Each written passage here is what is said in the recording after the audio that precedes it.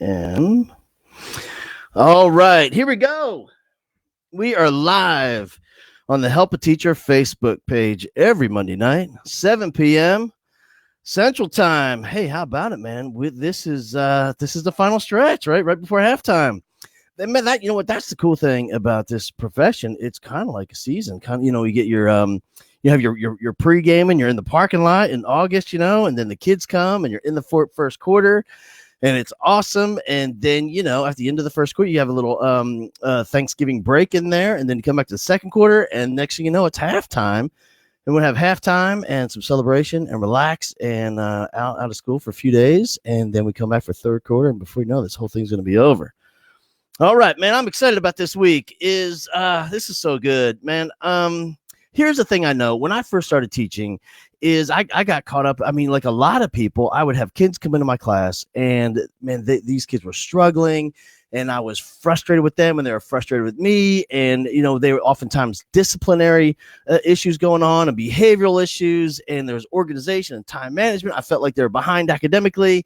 And it was just one challenge after another challenge. And then, a few months into my career, the counselor comes into my room and has a talk with me about who this kid is and where this kid lives and some of the challenges that were in this kid's life. And then it all made sense. And once I started to learn the stories about the lives of my kids, the whole teaching thing made a lot more sense. And then I would have these academic all-star kids, like amazing kids in a class. And then you meet their parents and they're awesome. And they all have, a history of academic success. And the kid's, oldest sister was valedictorian. And well, of course the kid's successful. And then one day, I'm sure it happens to every one of us. A kid comes along, and the kid is amazing and respectful, and they do a great job in the classroom, and everything's amazing.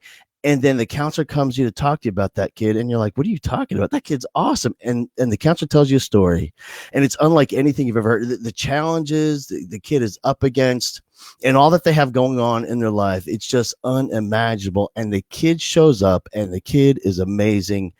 Anyway, and for me, like, I've always been fascinated with that question. Like, how does that happen?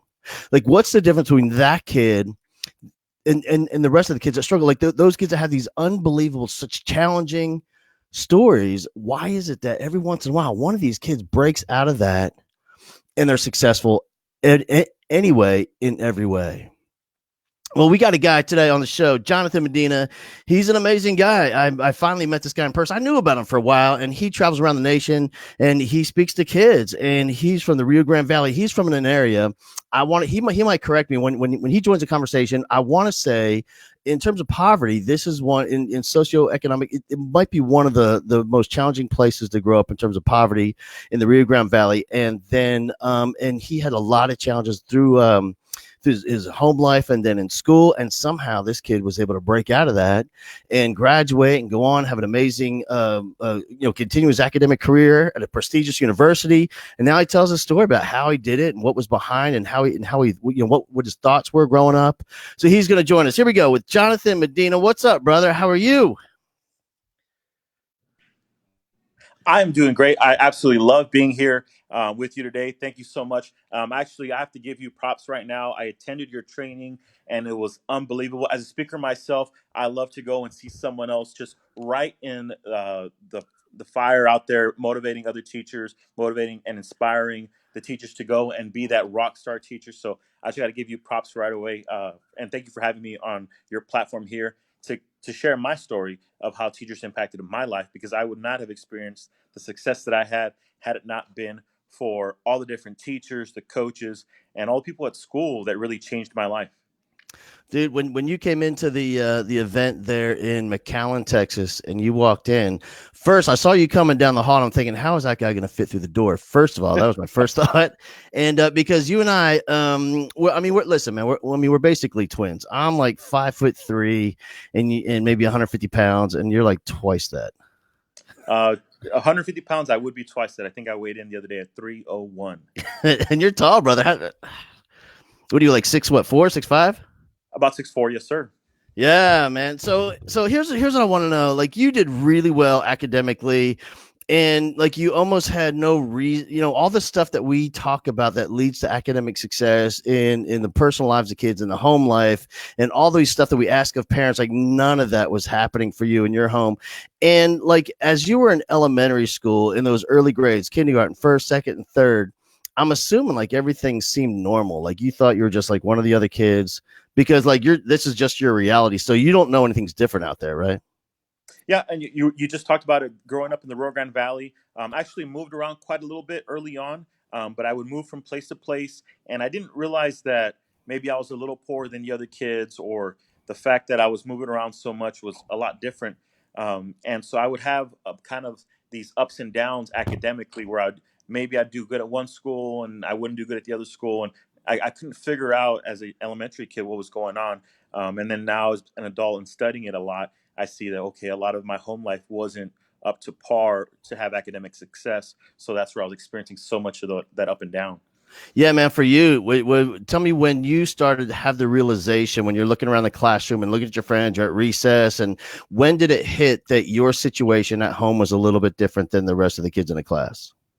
I would definitely say around fifth grade is when I started to really notice it a little bit. I noticed that um, so much of what we see on TV or what we see in the classroom, the expectations of what we have as parents, I wasn't seeing that happen in my household. I was often being, we were left alone because I was the oldest. My mom started to train me a little bit on how to act appropriately or um, things not to tell the teacher so that way we don't get in trouble at home. So I was definitely starting to put the math together of, okay, if I'm having to hide some things from the teacher, that these must not be good things that are going on in my house. So at your house, like your mom was having conversations with the kids, like the kids in your family, about what to not say at school, so the teacher wouldn't know what was really happening.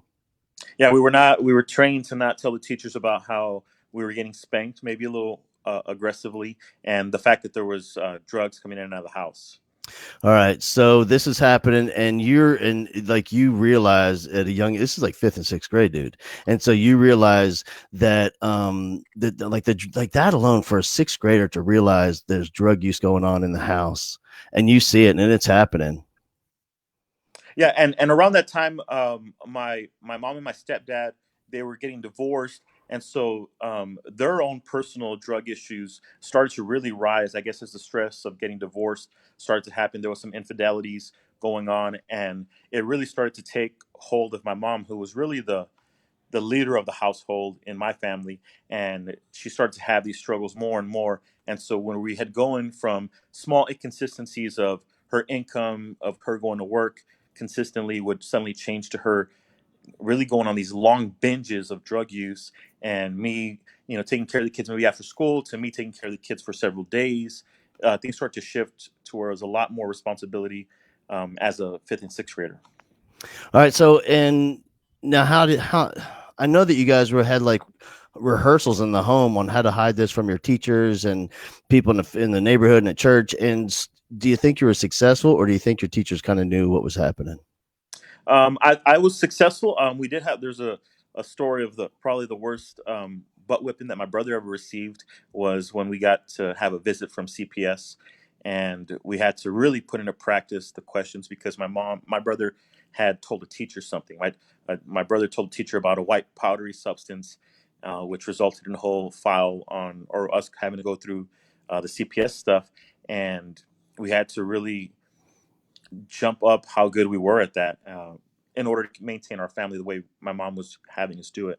But I remember having the fear of going into certain situations and thinking, okay, no one can know, no one can know, no one can know about what's going on at home. Yeah.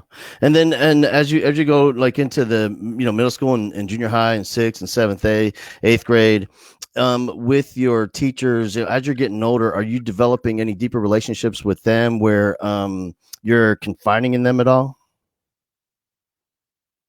Oh man, I think we just lost him. This story was getting good. Maybe he can jump back on. All right. All right, hang in there. Let's see if we can get Jonathan join us. I'm gonna I think he's coming in. There you are, brother. I don't know, man. You know what? Man, I was afraid your mom would broke into the house and she heard you. Yeah, man. So, like at this point, as you're in the sixth, seventh, going into eighth grade now, are you developing any deeper relationships with teachers at all, where you can kind of confide in anybody, or are you just keeping it still on the down low? All the way up until the really freshman years when I really started confiding in teachers. Um, there were some teachers that helped me gain confidence academically. I'd started to get some small little wins academically, and those teachers really started to see that potential in me, and they were pushing me. But it wasn't really until ninth grade where I started to really have connection with a lot of teachers. I had some coaches and some teachers that really just poured into me. They started to ask me questions and really get to know me. I had a coach that lived in my neighborhood, so he would do house visits all the time, and it just really changed what was going on. Yeah, man. You know that what I love is that idea of helping kids collect small little wins, like you call it. You know, that's the thing is, many times we're asking these kids to try hard, and but if you think about it, a lot of our kids, they don't have an inventory of wins. They have so much evidence of failing and not succeeding and low grades. And even if you have to manufacture some wins a little bit every once in a while, that's okay. Just so that they can have some evidence that, you know what, man, if I try, I might get a win here. And having teachers in your life to put you in place where you can experience that, man, that right there is a life changer. Yeah, and so I had some teachers that really they would see the win and they tell me, oh, if you did it once, you could do it again, and then I'd start to see it happening and happening and happening, and I went from creating little wins to then really building momentum, which really made it life changing. And man, are you still going to traveling around, like going to different schools at this point, moving with your family? At that time, no, this is the first stretch where I really get to stay somewhere. So at the end of eighth grade, my mom goes to jail for 6 months. She pulls us out. We move from the Rio Grande Valley to Houston, and so there's a really fast, rapid change of schools. We probably do about 5 schools in a year and a half. But then she gets in trouble at the end of my freshman year, and this time she's going to go to jail, to prison for a couple of years. And so then I get to experience where I had teachers and coaches that really had more of a longer time span where they were investing in me. So I went from having a teacher maybe do some quick impact things to some teachers that really built long term relationships with me. Yeah, and so tell me, I mean, if you don't mind telling us, what school were you going to at this point, where you're kind of locked into the school culture and the family of the school?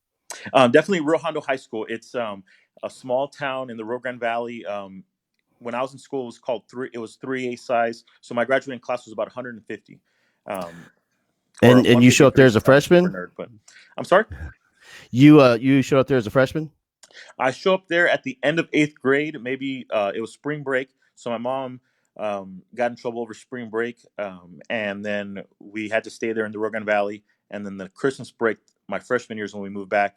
And then over the summer is I went. I made some really cool friends there. I decided to stay the summer with the friends in that little small town. And one day, as I'm running, the school was really cool. They let me still work out as an athlete there at the high school. And one day, I'm jogging about a mile and a half across town to go work out at the weight room, and I see my grandfather's truck parked outside a restaurant, and that's where he tells me that I'm gonna have to actually stay there for a long extended time because my mom was going to prison this time. All right, so you meet up with your grandfather there in town. You happen to see his truck, and so do you move in with him? I do move in with him. He tells me how he had been looking for me for weeks, but because I was in prison and there was no way of finding out where I was, I had been staying at a friend's house for the summer, kind of going from couch to couch of all these friends that I made in that small town. And just by chance, I run into him and I instantly move in with him. I'm instantly working after school or after football practice with him because my grandfather's a migrant worker, and really seeing the lifestyle of what it's like to live with my grandfather. And so, as a migrant worker, and when he's there, so wait a minute. As a migrant worker, I'm assuming he's moving around with seasonal work and different, and like whatever's crops are growing, or Yeah, so he's moving around. Going into my sophomore year, he actually makes the decision for me to live by myself. I think sometimes when I've gone to speak at schools, they've told me that the federal or the federal funds program, they'll tell me, well, that's actually homeless. I didn't consider it homeless at the time, but I lived alone in my grandfather's house, and just had to figure out how to get to school and go in and out of that situation as well. and so what are you, like 15, 16 at this time? 15, turning 16. And like, what are you doing for? I mean, did he leave? So he would go for months at a time. He just leave you there, Yeah, he actually left for 6 months that first time. Um, and so I go from, he maybe dropped me off the first day of football practice. And then that night I dropped him off and he met some friends and they drove across the country to South Carolina. And he was gone for the next 6 months. I didn't see him again until February. So from August until February, he was gone. are you driving around in his truck? I am driving around illegally in his truck. And I definitely experienced some teachers that chose to kind of look the other way because some of Right. them knew what was going on.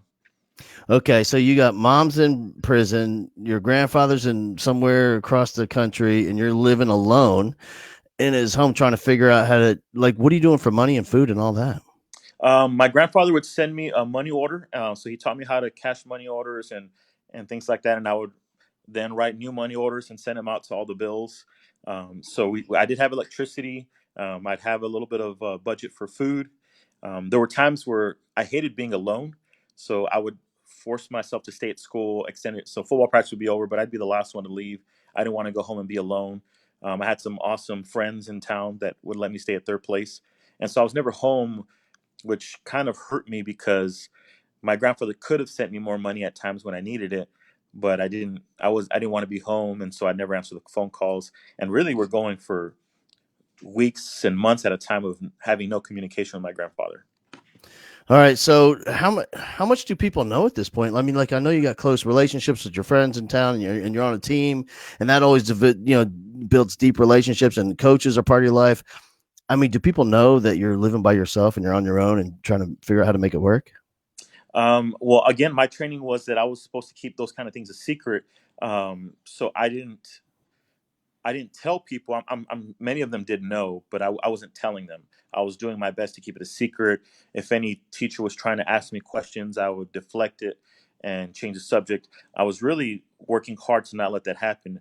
But some of the relationships that I did have with teachers was so great that I could gain, or I felt comfortable enough to actually talk to them about certain things.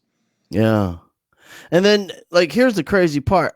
At this point, you're doing pretty well academically.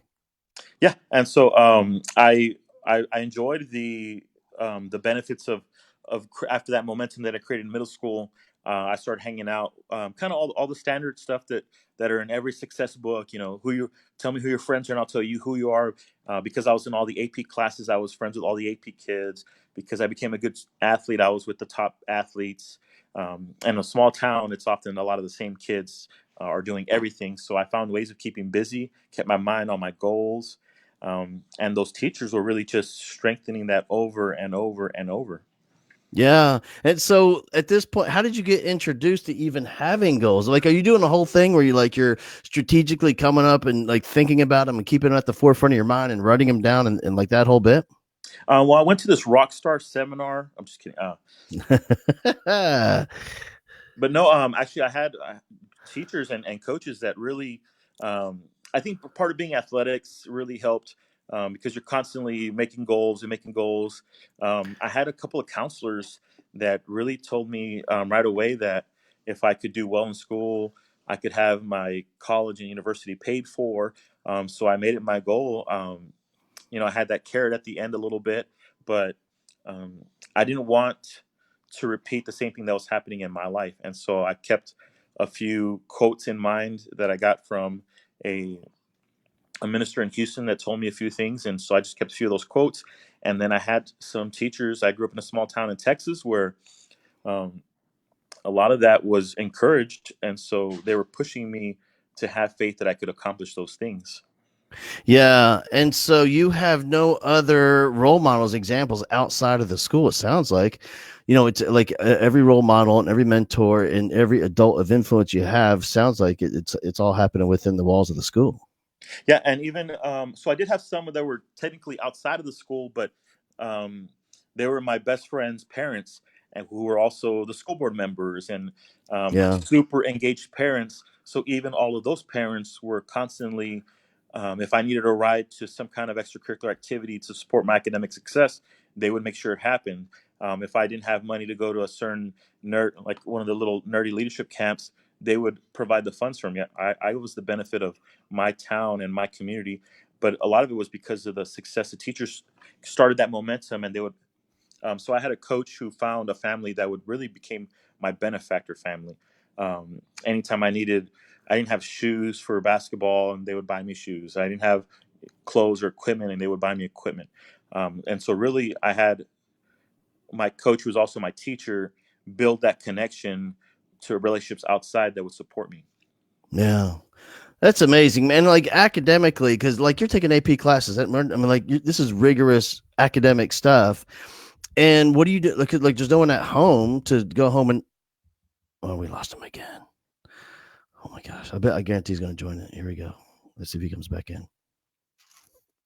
Can you believe this though?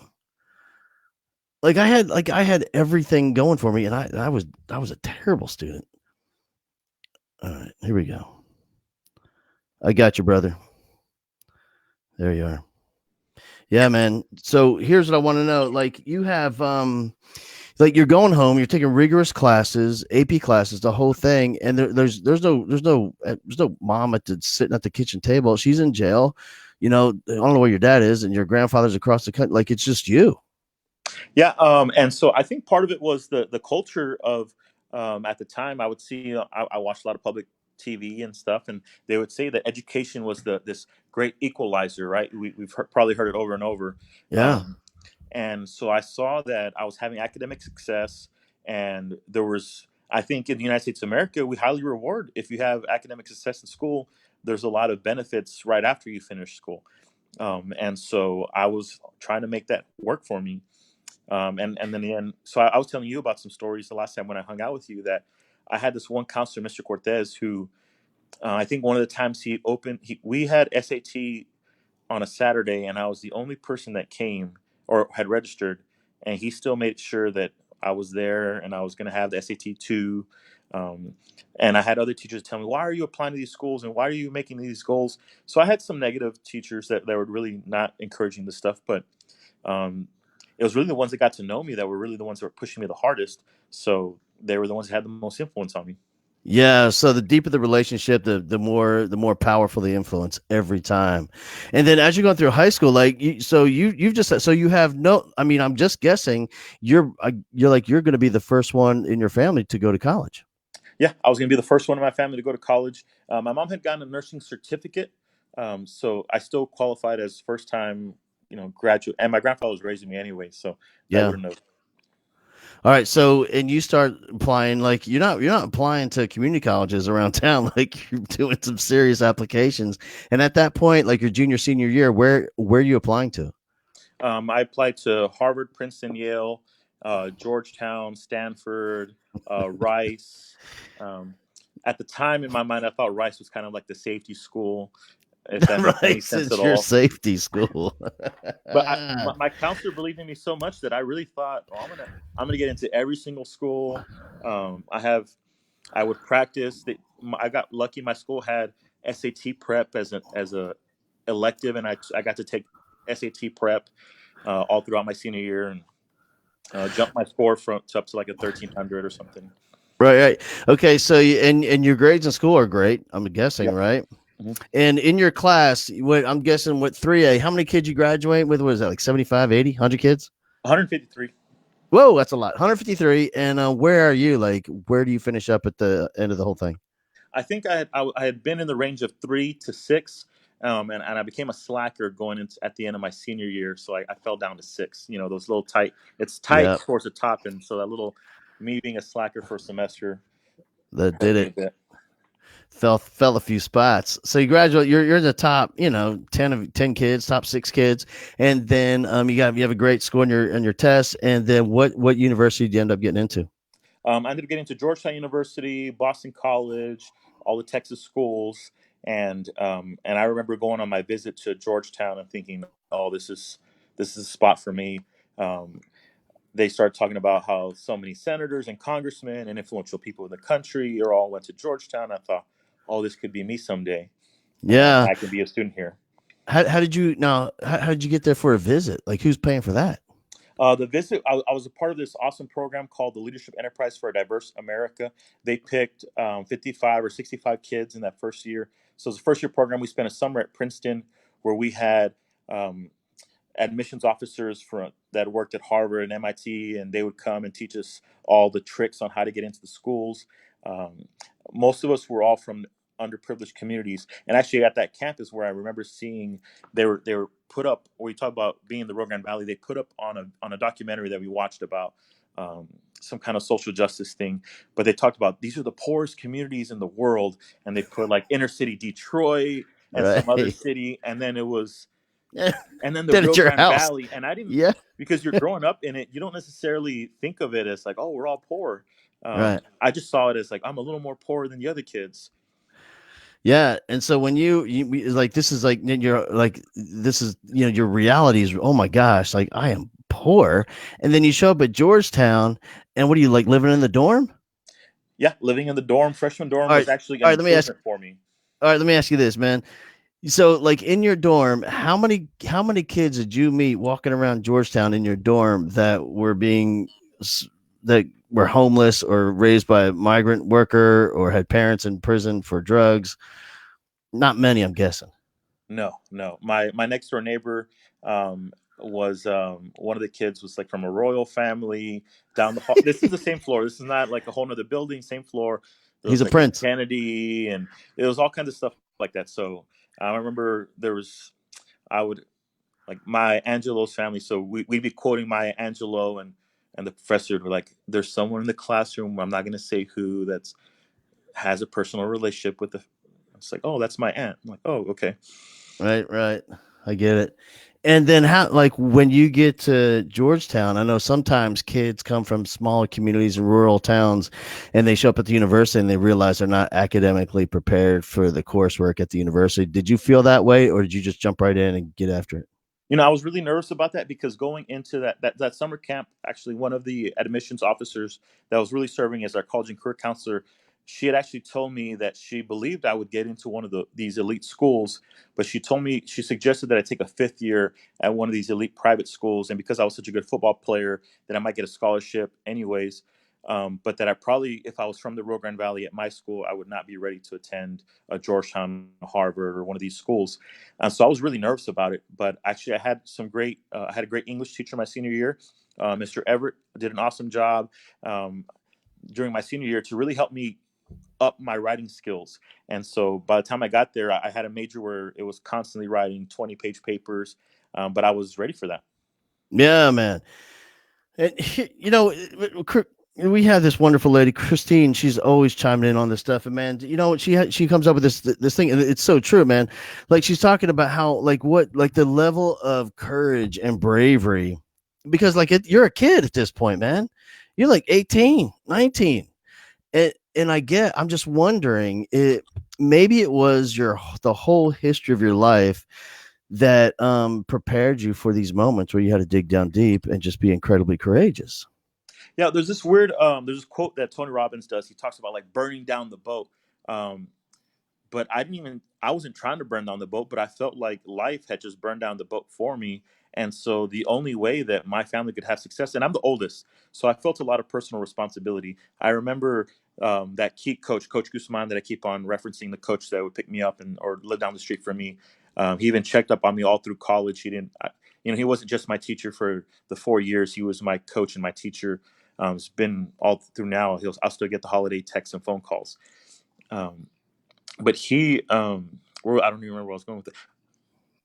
But he just believed in me and checked in on me so much that um, and he actually told me about how if I became a leader on the team, if I became a leader in the school, it would not just benefit me. He talked about how it would benefit my entire family.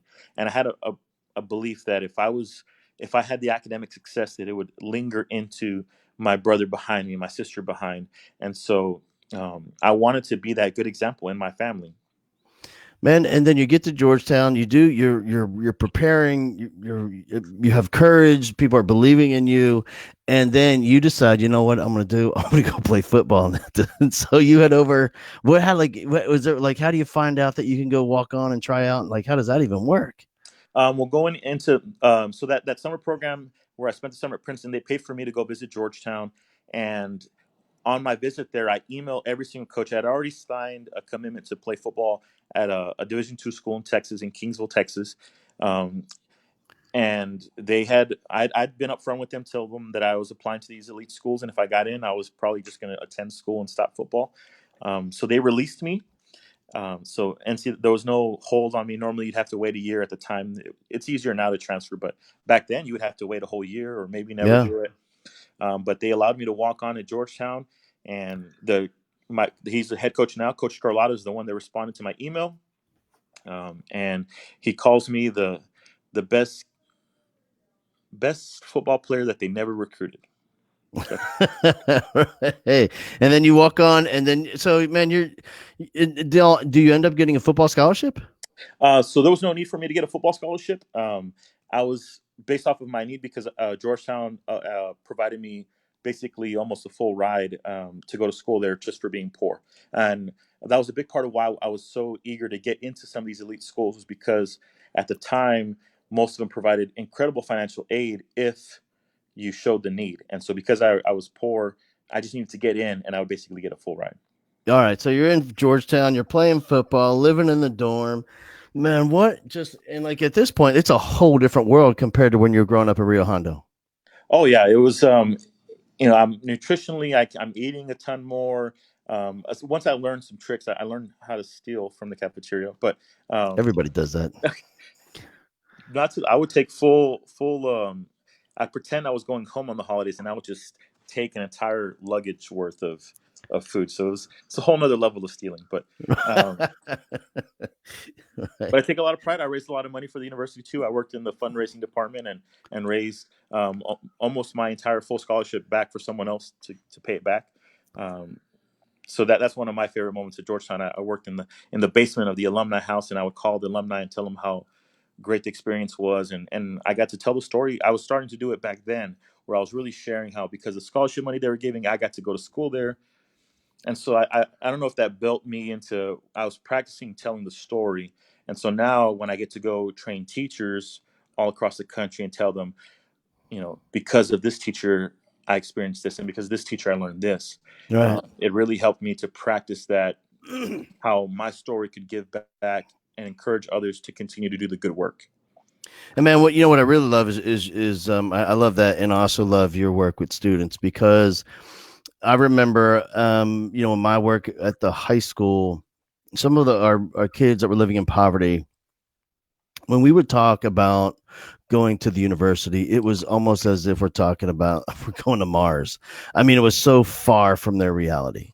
And it's just they would think that's just not who we are. That's just not what we do. We're not that kind of family.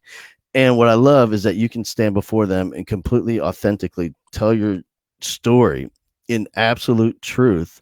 And these kids are living it right now. And like there's an example standing before them. If that guy can do it, maybe I can pull this off too. Yeah, and it's so much of that, like the old school, the 4 minute mile story. Like, well, if that guy can do it, then I can do it too. And so that's what I try to express is, and when I go speak, I really share a lot of the real bad stuff that happened, Yeah. specifically so that way they can see. And I'll get so many kids. One of the reasons that I keep doing what I do, one of the first times that I ever shared my story, a little boy came up to me. He's like, "Sir, I want you to know my mom died 2 weeks ago. She was addicted to drugs and she died of a drug overdose. I'm the second oldest, but now I believe I can go to college and I can be a leader in my family." And it was almost like I remember those same kind of thoughts when my coach was telling me that I could be a leader. And I thought, oh, it's like the same thing. I got to do what I do. Yeah. I love it, man. And the other thing that is just so powerful is like as you're standing before those kids and they can what's crazy powerful is if they even think, well, maybe what if I'm only half as successful as that guy. You know what I mean? I'm still going to the university, and maybe I'm not playing football, but maybe I'm going to Texas State, or maybe wherever. Maybe it's not at Georgetown, but I still can do this thing. Man, and it's just and amazing. and for a lot of families, that's like a huge win. Could change generation after generation. So one of my mentors in college, I remember, um, a professor in college that got really close to me, and I remember I was about to break down and cry, talking about my family life, and my professor told me because of the choices that I had made, that would never be what happens for my kids. That would never be what happens for my grandkids. Yeah. And so I always believe that as a teacher, and so much of my story is because teachers, when I was in seventh grade and my mom was going through prison, I started to have Mr. Rodriguez, who was helping me get that confidence. And in ninth grade, Coach De La Rosa, Coach Guzman step in. Oh my gosh. This is such a good story. Let's see if we can get him back.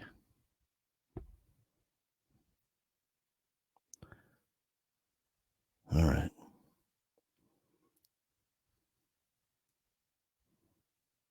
I got him. Yeah, man, all those people, all those coaches, like they're the ones that like we always say, man, we have to believe in a kid enough for the both of us until the kid can believe in himself. Yeah, and so even I've talked a lot about coaches, but even like going into graduation, I had teachers like Mr. Everett, who was never a coach or anything, but he held me to such a high standard and would take absolutely no excuses from me.